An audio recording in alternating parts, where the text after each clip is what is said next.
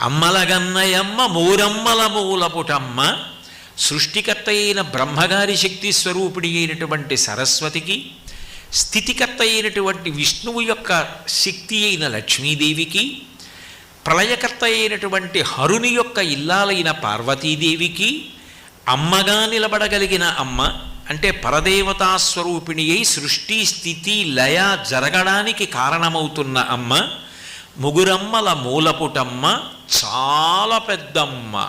ఎంత పెద్ద అమ్మ అంటే ఆవిడ ఎప్పుడుంది అంటే పూర్వజ. ఈ సృష్టి ఎప్పుడుందని నువ్వు అంటున్నావో అంతకన్నా ముందు ఆవిడుంది. ఈ సృష్టి ఎప్పుడు మహాప్రళయంలో లేకుండా పోతుందో అప్పుడు ఆవిడుంది. మరి అప్పుడు ఉండి ఇప్పుడు ఉంటే ఆవిడ చాలా వయసులో పెద్దది కదా. అంటే నిత్యయవ్వన.